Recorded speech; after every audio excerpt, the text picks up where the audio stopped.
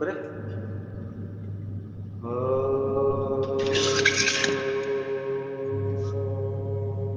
अमृतो स्तरणमसि स्वाहा ॐ अमृतापिधानमसि स्वाहा ॐ सत्यं विषा श्रीमयुष्टिः सयतां स्वाहा हस्तप्रक्षालनं वामहस्ते जलग्रहणम्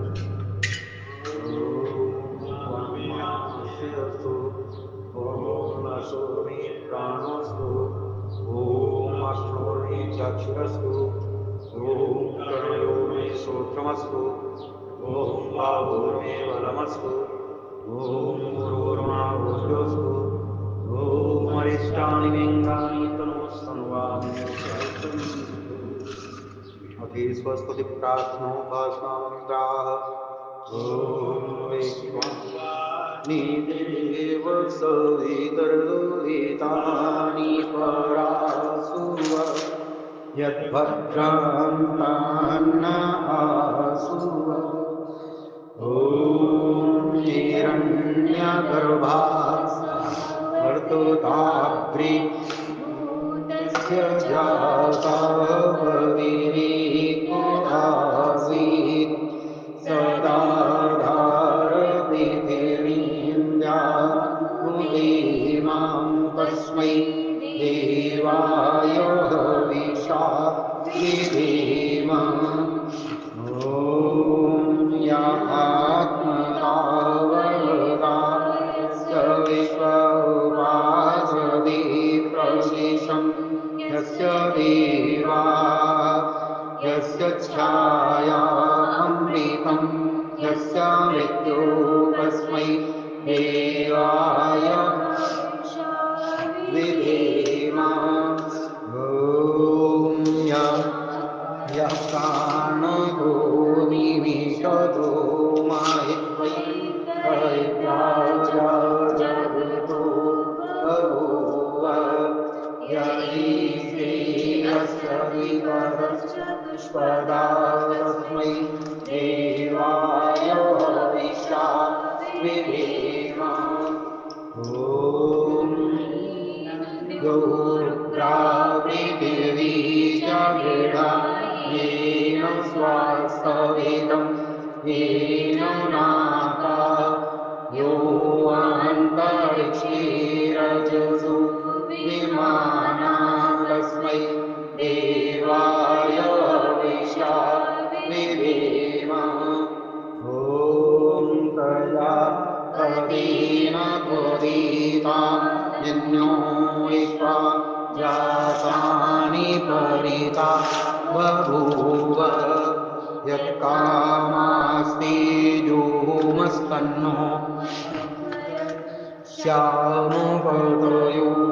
श्यामोपतयोरयीणाम् ॐ स नो बन्धुर्जनिता सविधाता धामानि वेदो भुव तानि विश्वा यत्रो देवा अमृतो मा शानास्त्रिधेधा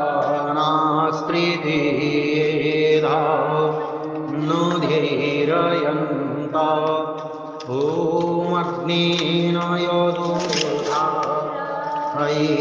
अस्मान् विश्वानि देव वयुनानि विद्वान् यूयोर्यस्मज्जोराण हेणोष्ठान्वे नाम उक्तिं विधेम जो प्राण वाले और अप्राणी रूप जगत का अपनी अनंत महिमा से एक ही विराजमान राजा है जो इस मनुष्यादि और गौ आदि प्राणियों के शरीर की रचना करता है। हम लोग उस सुख स्वरूप सकल ऐश्वर्य के देने हारी परमात्मा के लिए अपनी सकल उत्तम सामग्री से विशेष भक्ति करें।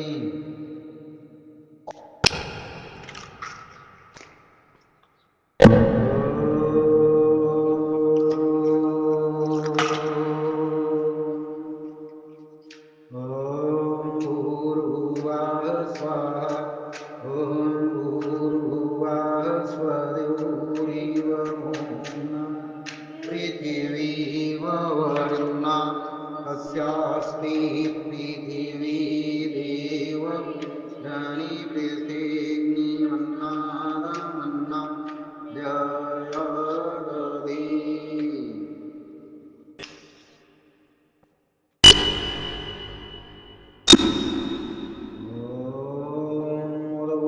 स्वाग्ने प्रतिजाग्रीन्वामिस्ता पूर्ति संसृजेथा वयं च अस्मिन् सदस्तिरभृतस्मिन् श्रीदेवाय जमानस्य सीदत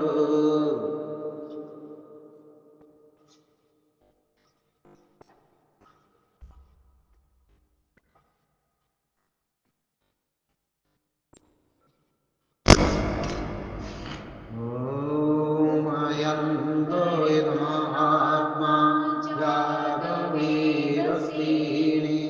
यस्वरदस्वदीर्घवर्धय तस्मान् प्रजया पशुभिर्ब्रह्मवर्चसि नान्नाद्येन समेधयो स्वाहायरग्निजावीप्सिदन्नमा ॐ समिदाग्निं दोवश्यतैर्बोधयतापितिम् अस्मिन्नव्याजोताना स्वाहायरग्निदन्नमम ॐ सुसामिद्धाय दोषिषि घृतं तीव्रं जोताना अग्नये जातो वीरोषे स्वाहायरग्निजावीप्सिदन्नमा ॐ तन्त्वा सामिद्भिरङ्गिरोघृतेन वर्धयामसि देहच्छोचायस्य स्वाहायरग्निरङ्गिरसीदन्नमा ॐ अयन्तो इदमात्मा जातो वेदस्तीनि यस्वरदस्वरीद्रवर्धय चास्मान् प्रजया पशुभिर्मवर्चसि नान्नाद्येन समेधयः स्वाहायरग्निजावीप्सिदन्नमा ॐ अयन्तो इदमात्मा जातो वेदस्तीनि यस्वरदस्वदीर्घवर्धय चास्मान् प्रजया पशुभिर्ब्रह्मवर्चसि नान्नाद्येन समेधय स्वाहायरग्निजावीप्सिदन्नमा ॐ अयन्तो इदमात्मा जातो वेदस्तीनि यस्वरदस्वदीर्घवर्धय तस्मान् प्रजया पशुभिर्ब्रह्मवर्चसि दीनान्नाद्येन समेधयो स्वाहा गुणिजावीप्सिदन्नमा ॐ अयन्तो इदमात्मा जातो वेदस्तीनि यस्वरदस्वदीर्घवर्धय तस्मान् प्रजया पशुभिर्ब्रह्मवर्चसीनान्नाद्येन समेधयो स्वाहा गुणिजावीप्सिदन्नमा ॐ अयन्तो इदमात्मा जातो वेदस्तीनि यस्वरदस्वदीर्घवर्धय तस्मान् प्रजया पशुभिर्ब्रह्मवर्चसि नान्नाद्येन समेधयो स्वाहा गुणिजावीप्सिदन्नमा ॐ अदितेनुमन्यस्व ॐ अनुमतेनुमन्यस्व ॐ सरस्वत्यानुमन्यस्व ॐ देवो सविताः प्रसूवयज्ञां प्रसूवयज्ञपतिं भजाय यो गन्धर्वाक्केतो पूकेतं नाः पुनातु वाचस्पतिर्वाचं नाः स्वदतु ॐ अग्नये स्वाहाग्नेर्नमः ॐ सोमाय स्वाहा ॐ सोमाय नमः ॐ प्रजापते स्वाहा इदं प्रजापतिर्नमः ॐ इन्द्राय स्वाहा इन्द्राय नमः ॐ अग्निर्ज्योतिर्ज्योतिरग्निः स्वाहा ॐ अग्निर्वर्चोज्योतिर्वर्चाः स्वाहा ॐ स्वाहा ॐ सजुर्देवेन सवित्रा सजु भात्येन्द्रवत्याजुषाण अग्निरेदु स्वाहा ॐ सूर्यो ज्योतिर्ज्योतिः सूर्याः स्वाहा ॐ सूर्यो वसु ज्योतिर्वर्चः स्वाहा ॐ ज्योतिः सूर्यः सूर्यो ज्योतिः स्वाहा ॐ सजुर्देवेन सवित्रा सजु इन्द्रवत्याजुषाण सूर्यो वेदु स्वाहा ॐ भूरग्नै प्राणाय स्वाहा मे प्राणाय नमः ॐ भूर्वायुपानाय स्वाहा वायुपानाय नमः ॐ स्वरादित्याय व्यानाय स्वाहा व्यानाय नमः ॐ भूर्भुवः स्वर्णिवायुभ्यः प्राणापानव्यानेभ्यः स्वाहा वायुवादित्येभ्यः प्राणापानव्यानेभ्यः नमः ॐ आपो ज्योतिरसोमृतं ब्रह्म भूर्भुवः स्वरों स्वाहा ॐ यां वेदां देवगणा सरसोपासते तयामामद्यमेधयाज्ञ मेधायं कुरु स्वाहा ॐ विद्वानि देव सवितरुरि आसुवयर्भद्रां तान्नमासुव स्वाहा ॐ अग्निना यदुपथा रायस्मान् विश्वानि देव वयुनानि विद्वान् योजस्मज्जोराणमेनो भूयिष्ठान् वेनमवृत्तिं विधेम स्वाहा ॐ भूर्भुवः स्वाहा वरेण्यं भर्गो देवस्य धीमहि धियो यो नः प्रचोदयात् स्वाहा ॐ भूर्भुवः स्वाहा सवितुर्वरेण्यं भर्गो देवस्य धीमहि धियो यो नः प्रचोदयात्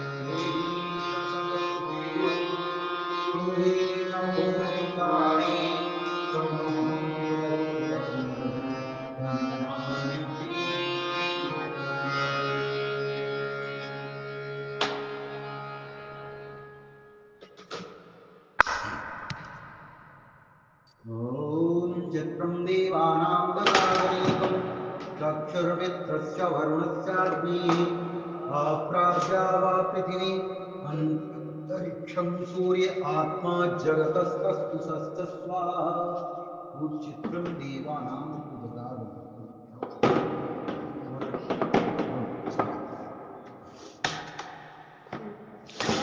तेज सूर्य है जो जगता जंगम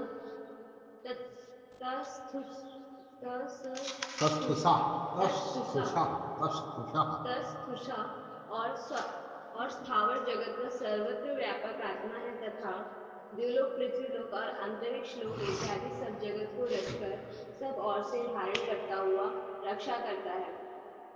चक्षु, यह ही इन द्युलोक आदि का प्रकाशक होने से बाहर और अंदर का चक्षु अर्थात प्रकाशक है, अर्थात इनको स्वयं जानने वाला तथा जनाने वाला भी वही है। इसलिए मित्र से सब में द्रोह रहित मनुष्य सूर्य लोक तथा प्राण का वरुणस्य अर्थात श्रेष्ठ गुण कर्मों में वर्तमान अग्नि शिल्प विद्या का हेतु रूप तथा प्रकाश गुणों से युक्त देदीप्यमान विद्युत का भी चक्षु अर्थात सब सत्य विद्याओं का उपदेश करने वाला तथा प्रकाशित करने वाला है। देवानाम वह दिव्य गुण वाले विद्वानों के ही हृदय में उद्गार भली भांति प्राप्त है एवं प्रकाशक है। वही ब्रह्म चित्रम अद्भुत स्वरूप वाला है। यहाँ प्रमाण है आश्चर्य वक्ता अर्थात ब्रह्मा आश्चर्य स्वरूप होने से इसका प्रवचन करने वाला कोई विरला ही हो सकता है। वही ब्रह्म हम सभी को अनीकम सब दुखों एवं काम क्रोधों और शत्रुओं के विनाश के लिए उत्तम बल है। उसको छोड़कर मनुष्य को सब सुखों का दाता कोई नहीं है, ऐसा निश्चित जानना चाहिए।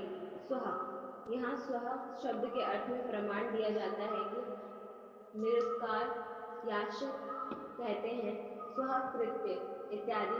स्वह शब्द का अर्थ यह है सु अर्थात कोमल मधुर कल्याणकारी प्रिय वचन सब मनुष्य को सदा बोलना चाहिए।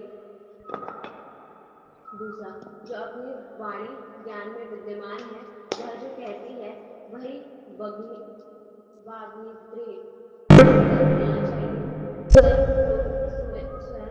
प्रोभेति वा स्व अर्थात अपने पदार्थों को ही अपना कहना चाहिए, दूसरे के पदार्थों को नहीं। स्व स्वहुतम हवि अच्छी रीति से शुद्ध करके सदा हवि देनी चाहिए। यह स्व शब्द के पर्याय का अर्थ है। हम अपने पदार्थों के लिए सदा सत्य भाषण करें, दूसरों के पदार्थों के लिए मिथ्या भाषण ना करें। देखें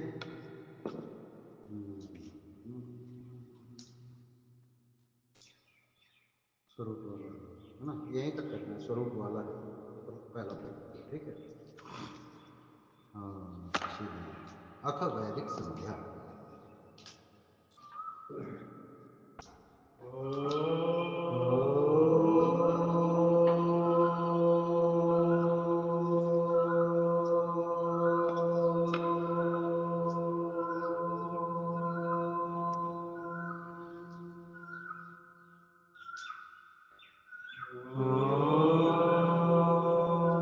भूर्भुवस्वः तत्सवितुर्वरेण्यं भर्गो देवस्य धीमहि धियो यो नः प्रचोदयात्।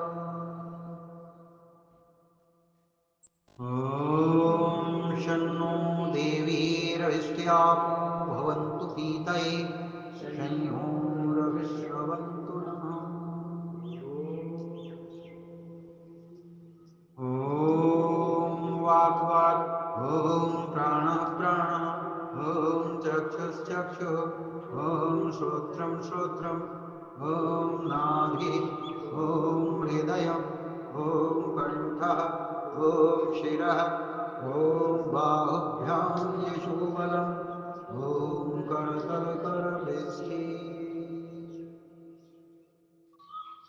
ॐ भुः पुनातु शिरसि, ॐ भुवः पुनातु नेत्रयोः, ॐ स्वः पुनातु कण्ठे, ॐ महः पुनातु हृदये, ॐ जनः पुनातु नाभ्याम्, ॐ तपः पुनातु पादयोः, ॐ सत्यं पुनातु पुनः शिरसि, ॐ खं ब्रह्म पुनातु सर्वत्र। ॐ भुः, ॐ भुवः, ॐ स्वः, ॐ महः, ॐ जनः, ॐ तपः, ॐ सत्यम्। ॐ मृदं च सत्यं चाभिधात्तवसोऽध्यजायत ततो रात्र्यजायत ततः समुद्रोर्णवः। ॐ समुद्रादर्णवादधि संवत्सरो अजायत अहोरात्राणि विदधति मिषतो वशी। ॐ सूर्याश्चन्द्रमसौ धाता यथा पूर्वमकल्पयत् दिवं च पृथिवीं चान्तरिक्षमधु स्वः।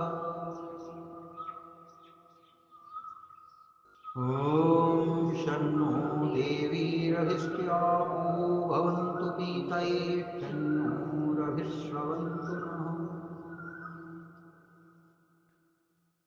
ॐ प्राचीदिगग्निरधिपतिरसितो रक्षितादित्यायिषवः तेभ्यो नमोऽधिपतिभ्यो नमो रक्षितृभ्यो नमैषुभ्यो नमयेभ्यो अस्तु।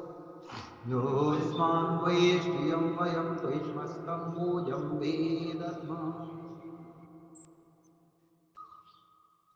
ॐ दक्षिणादिगिन्द्रोऽधिपतिस्थिरस्थिराजे रक्षिता पितरैषवः तेभ्यो नमोऽधिपतिभ्यो नमो रक्षितृभ्यो नमैषुभ्यो नमः तेभ्यो अस्तु।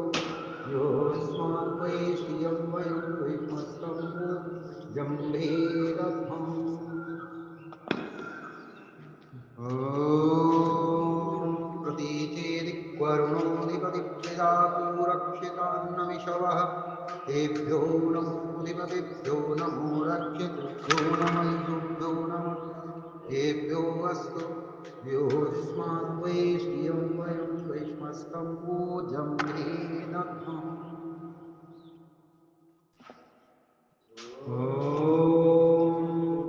सीदिक्सोमोऽधिपतिस्वयो रक्षिता शनिरिषवः तेभ्यो नमोऽधिपतिभ्यो नमो रक्षितृभ्यो नमैषुभ्यो नमयेभ्यो अस्तु। योऽस्मान् वैष्टियं वयं वैष्मस्तं भोजं वेदध्मः। ॐ ध्रुवादिविष्णुरधिपतिः कल्माषग्रीवो रक्षिता वीर्धैषवः तेभ्यो नमोऽधिपतिभ्यो नमो रक्षितृभ्यो नमैषुभ्यो नमयेभ्यो अस्तु। योऽस्मान् वैष्टियं वयं वैष्मस्तं भोजं वेदध्मः।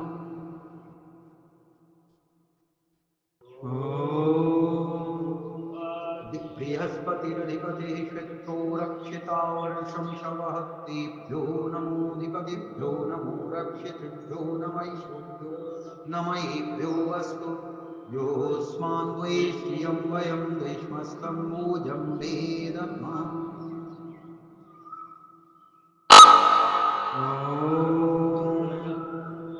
तमसस्परे स्वः पश्यन्त उत्तरं देवं देवत्र सूर्यमगन्मज्योतिरुत्तमम्। ॐ ऋत्यं जातवेदसं देवं वहन्ति केतवः दृशे विश्वाय सूर्यम्। ॐ चित्रं देवानामुदगादनीकं चक्षुर्मित्रस्य वरुणस्याग्नेः आप्राज्ञा वा पृथिवी अन्तरिक्षं सूर्यात्मा जगतस्तस्पुषश्च स्वाहा। ॐ तच्चक्षुरदेवहितं पुरस्ताच्छक्रमच्छरत् पश्येम शरदः शतं जीवेम शरदः शतं शृणुयाम शरदः शतं प्रब्रवाम शरदः शतमदीनाः स्याम शरदः शतं भूयश्च शरदः शतात्। ॐ भूर्भुवस्वः तत्सवितुर्वरेण्यं भर्गो देवस्य धीमहि धियो यो नः प्रचोदयात्। हे ईश्वरदयानिधे भवत्कृपयानेन जपोपासनादिकर्मणा धर्मार्थकाममोक्षाणां सद्यः सिद्धिर्भवेन्नः। ॐ नमः शम्भवाय च मयोभवाय च नमः शङ्कराय च मयस्कराय च नमः शिवाय च शिवतराय च। ॐ शान्तिः शान्तिः शान्तिः। ॐ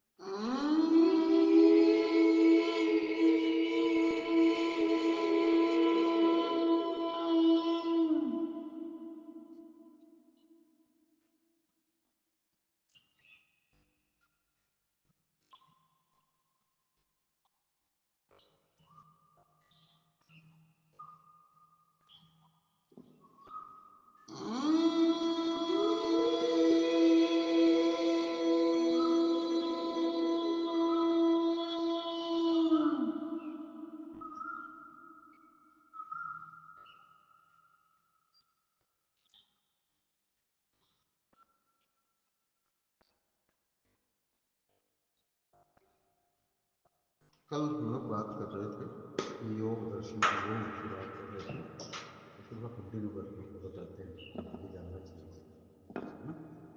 तो देखिए, योग दर्शन में जो नहीं रहा है, यम नियम आसन प्राणायाम प्रत्याहार धारणा ध्यान समाधि, ये 7 सोपान है। सोपान माने सीढ़ी, 7 सीढ़ियां हैं ये समाधि के की है ना। योग की 7 सीढ़ियां, समाधि अंतिम सीढ़ी है। समाधि क्या है? रेस्ट में फोकस, लगभग कुछ ऐसा ही। भगवान से कनेक्ट करना, सोल को।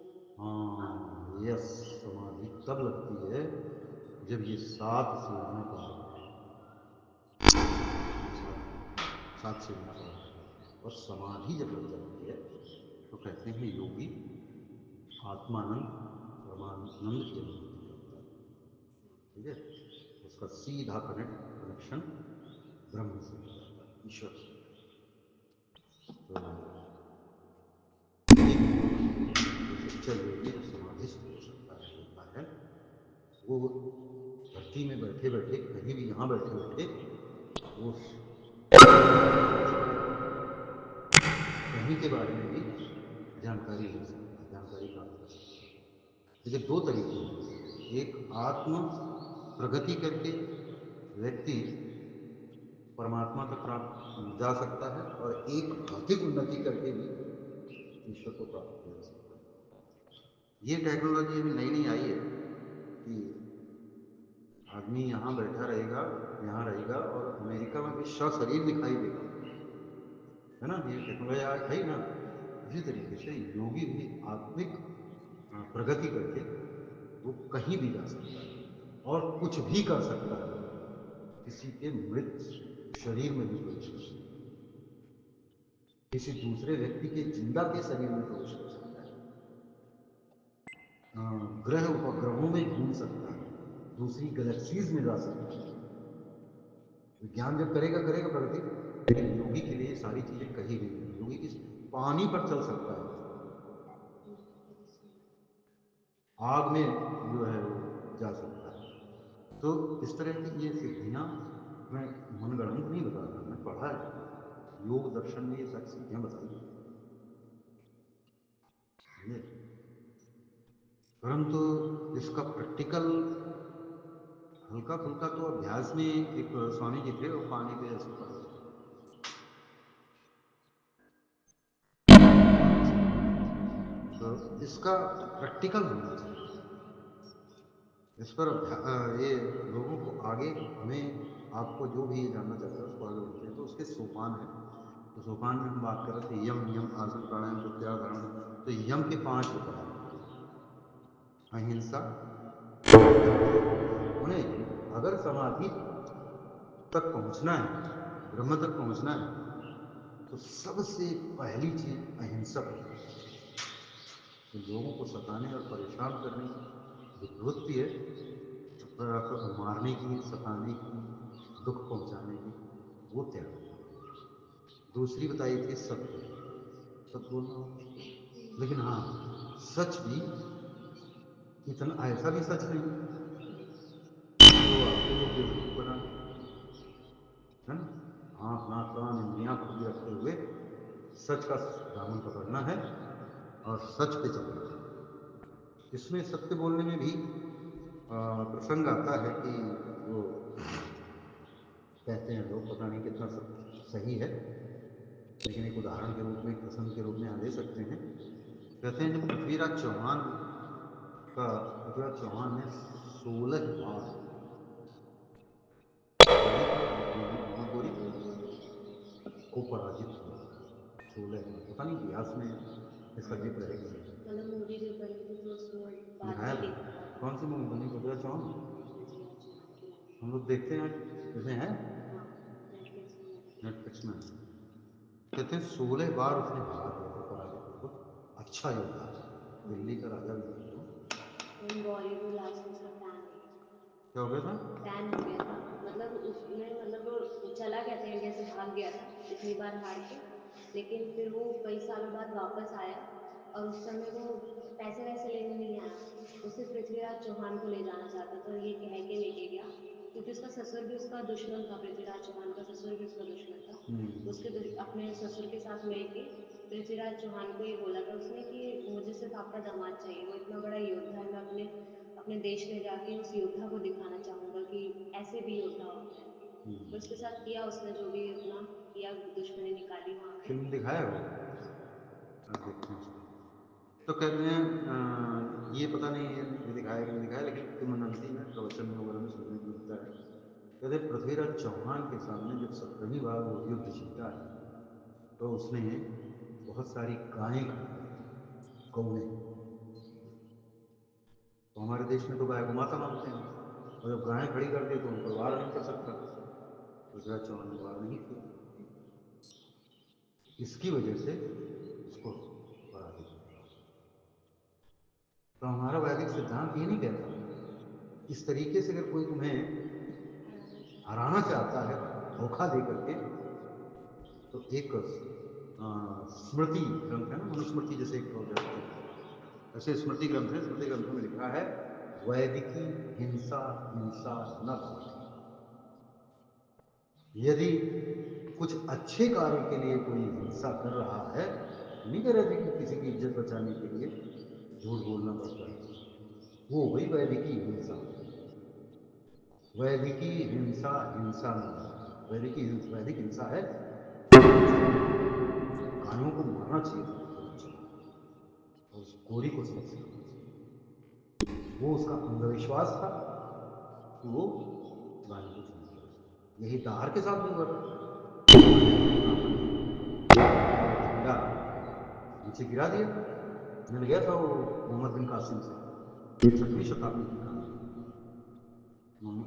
पहला आक्रमण था सिंध पर, तो उसने झंडा नीचे कर दिया। तो राजा दाहर जो था, उसने शस्त्र त्याग दिया। शस्त्र त्याग दिया तो सब युद्ध कर दिया, मार दिया। दाहर देश के सबसे शक्तिशाली राजा थे, उनसे उनसे जीतने वाला कोई नहीं था।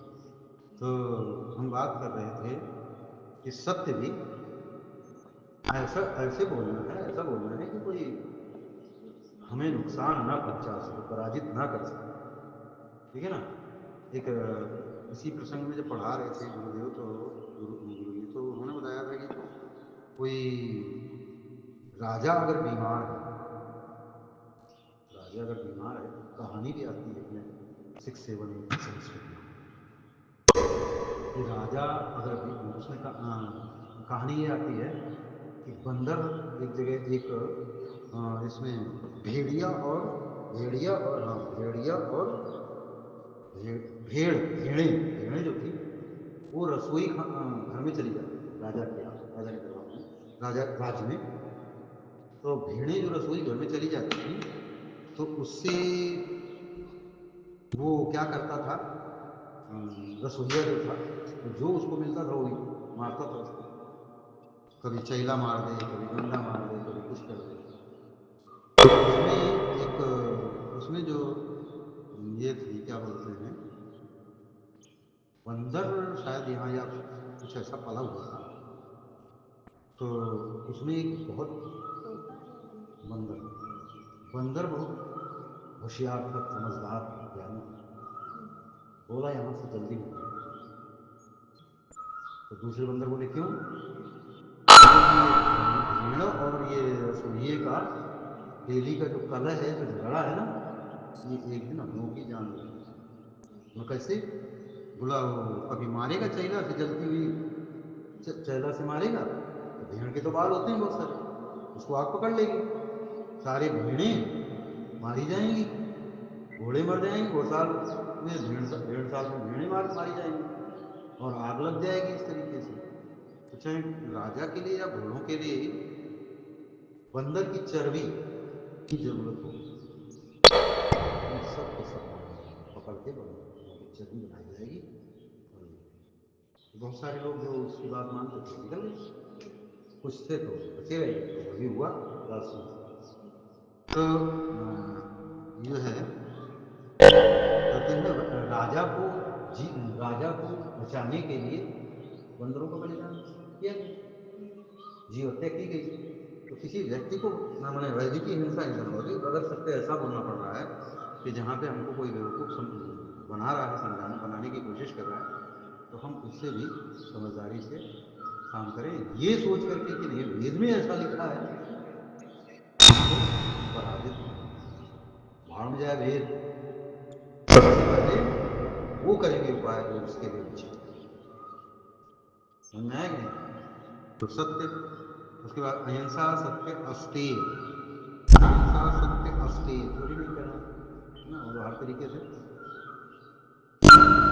काम की चोरी, कहीं ड्यूटी करते हैं, कहीं नौकरी करते हैं, कुछ हमारे साथी थे, नाम नहीं लेंगे, आपकी रिकॉर्डिंग हो रही है, स्टाफ रूम बैठे रहते थे, बच्चे आते थे, चलिए सर, अच्छा चलो आते हैं, नहीं जाते थे, तो दुर्गति हुई उन दिनों में, परेशानी हुई। तो किसी भी तरह की जो चोरी है वो अच्छी नहीं है, चोरी नहीं है, अपना दायित्व अपने, भगवान ने हमें नियुक्त किया है, हमें अपॉइंटमेंट लेटर क्या देगा मनुष्य, ये सब क्या देंगे, तो भिकमंगे हैं जी, ये तो मौके की तलाश में है कि कहाँ से हमको लूट मार करने को मिले। ईश्वर ने हमको नियुक्त किया है इस कार्य के लिए, जो कार्य हमें मिला है, जो ड्यूटी मिलती है वो ईश्वर देता है। ये सब क्या देंगे, ये सब फालतू के लोग हैं इस संसार के लोग, लोभी लालची निकम्मे मक्कार अवसरवादी, जहाँ मौका मिलेगा वो गड़बड़ कर देंगे। तो जो काम देता है, अन्न पानी देता है, जो जीवन देता है वो ईश्वर देता है।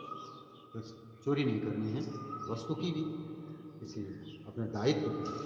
अहिंसा सत्य अस्तेय ब्रह्मचर्य, ब्रह्मचर्य संयम पालन, संयम रह करके जीवन जीना है ना, ब्रह्मचर्य, और वो शरीर को मजबूती देता है ब्रह्मचर्य।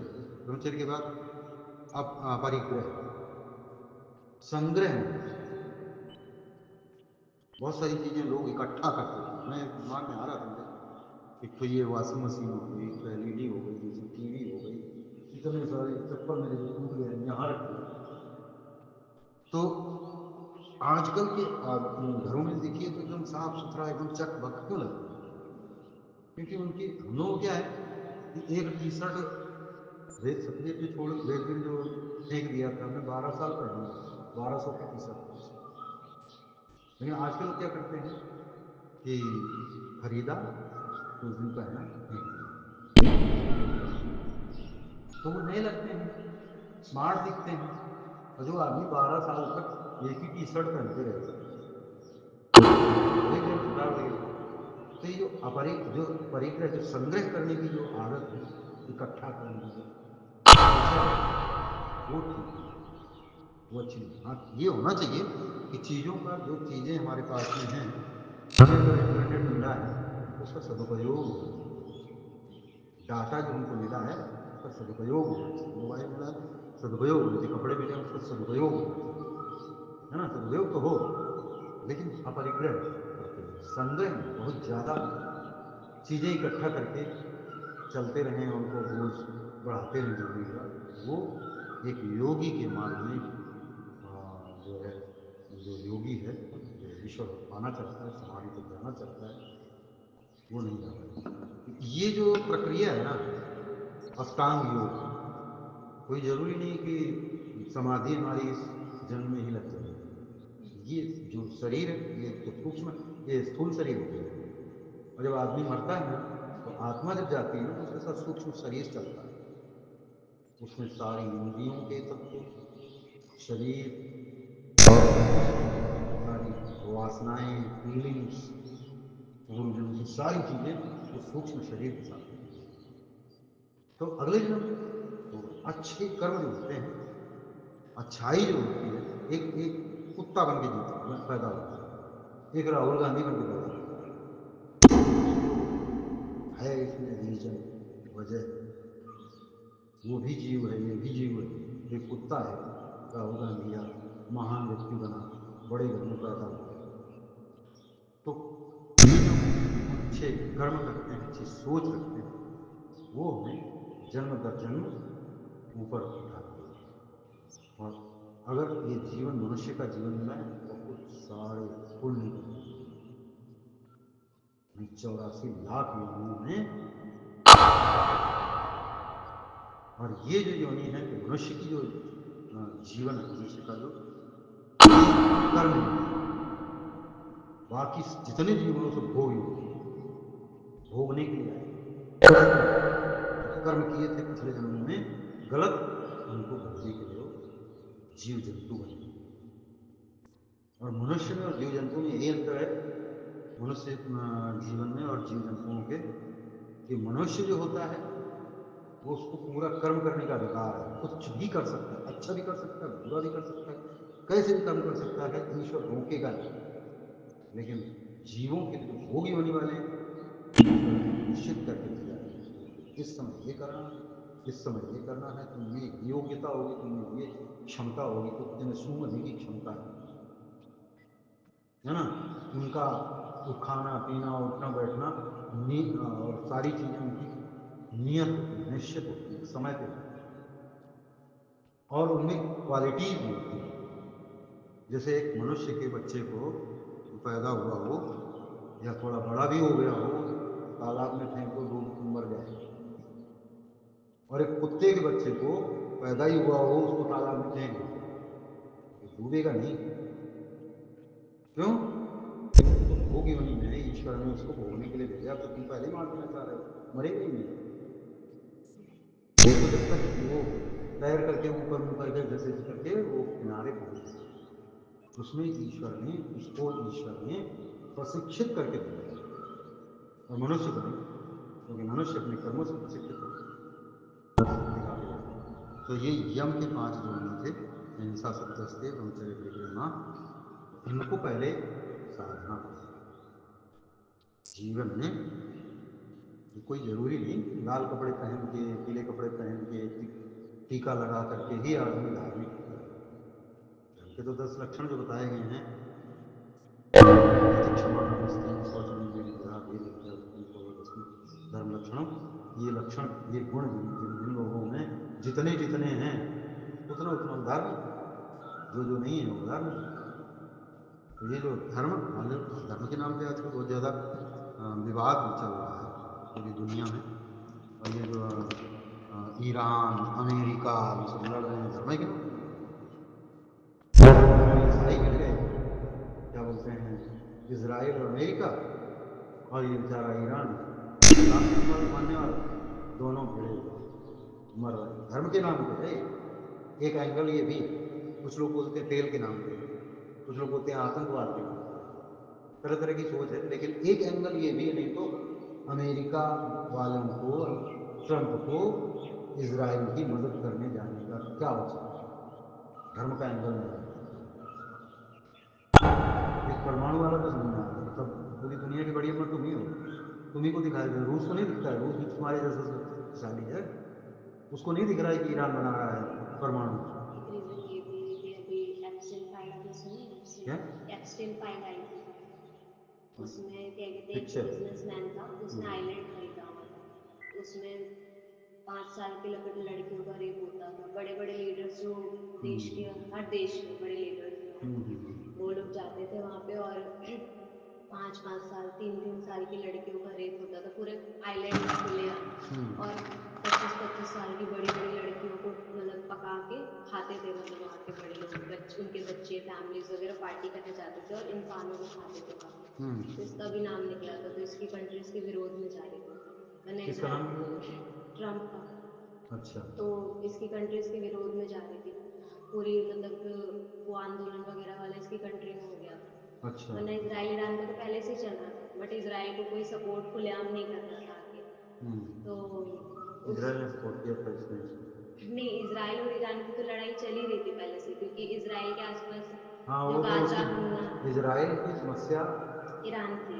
ईरान के आतंकवाद, हाँ, उसकी तो मैं, उसका मैंने पढ़ा है, तो अभी जो नेतन्याहू का जीवन परिचय पूरा। हाँ, तो अभी जो मीटिंग हुई थी ग्लोबल लीडर्स सबकी, हम्म। तो ट्रम्प तो है ही पागल, कि उसको मौका मिल गया कि लोगों का ध्यान, मेन लीडर्स का ये खेल होता है खेल होता है, कि जनता को अगर इस चीज से हटाना है तो दूसरा कुछ बड़ा करवा दो। Create the problem and solve the problem. हाँ, ये सॉल्यूशन होता है इनका, कि एक प्रॉब्लम को हट करना है तो दूसरा प्रॉब्लम क्रिएट कर दो। हम्म। तो इसराइल और ईरान का तो पहले से ही चल रहा था। तो ट्रम्प ने उस चीज में उनका सपोर्ट करके अपने ऊपर जो चीजें लग रही थी उसको हटा दिया, क्योंकि ट्रम्प पे सबसे ज्यादा नाम आ रहा था। और जो बिजनेसमैन था उसको तो जेल कर ही दिया है, लेकिन सारा क्या ट्रम्प क्या ने टर्म यूज किया था इसके लिए? एप्स्टीन फाइल्स, उस बिजनेसमैन का नाम एप्स्टीन था। अच्छा, तो तो इस पे ये तो इंग्लिश में है नहीं है, मूवी है? नहीं, ये डॉक्यूमेंट्री है। डॉक्यूमेंट्री है, वो कहाँ मिलेगी? नेटफ्लिक्स पे है, अभी आई है। जो तो लड़कियां वो होती थी कमजोर, जैसे मतलब ये लोग देखते थे, ढूंढते थे कि शहर में हम्म कौन सी लड़कियों को नीड है, फैमिली हम्म मेंबर्स इतने ज्यादा नहीं है, उन पे ध्यान नहीं देते, उनको बोलते थे हम तुम्हें बड़ा काम दिलाएंगे, तुम अपनी फैमिली को सपोर्ट कर पाओगे, ये वो करके हम्म उनको आइलैंड ले जाते थे और वहां पे फिर उनको फंसा देते थे। हम्म। उनका रेप, उनको कच्चा खाना, ये सब करते थे। तो ये सब हैं कुकर्म लोग कर रहे हैं इस संसार में, और भोगते हैं। बाकी इस तरह के जो है गलत लोगों से बचने के लिए भी हमें सूक्ष्म बुद्धि चाहिए, और ईश्वर का सपोर्ट चाहिए, आत्मबल चाहिए, विश्वास चाहिए, है ना? हम्म। ठीक है, आज इतना ही। हाँ। ॐ द्यौः शान्तिरन्तरिक्षं शान्तिः पृथिवी शान्तिरापः शान्तिरोषधयः शान्तिः वनस्पतयः शान्तिर्विश्वे देवा शान्तिर्ब्रह्म शान्तिः सर्वं शान्तिः शान्तिरेव शान्तिः सामा शान्तिरेधि। ॐ शान्तिः शान्तिः शान्तिः। ओम। जो बोले सो अभय। वैदिक धर्म की जय हो। मर्यादा पुरुषोत्तम श्री रामचंद्र जी की। जय हो। योगीराज श्री कृष्ण चंद्र जी की। जय हो। श्री प्रवर्तक महर्षि दत्तात्रेय की। जय हो। स्वामी शिरोमणि महात्मा हंसराज जी की। जय हो। क्रांतिकारी स्वामी श्रद्धानंद जी की। जय हो। दंडी स्वामी विरजानंद जी की। जय हो। संसार के श्रेष्ठ पुरुषों की। जय हो। संसार की साध्वी महिलाओं की। जय हो। कर्मयोगी श्रीमती विद्यावती जी की। जय हो। भाव योगी श्रीमती मोहन कुंवर बाई जी की। जय हो। गौ माता की। जय हो। भारत माता की। जय हो। वेद की ज्योति। जलती रहेगी। यज्ञ की ज्योति। जलती रहेगी। ओम का झंडा। ऊंचा रहेगा। आर्य समाज। अमर रहे। वैदिक ध्वनि।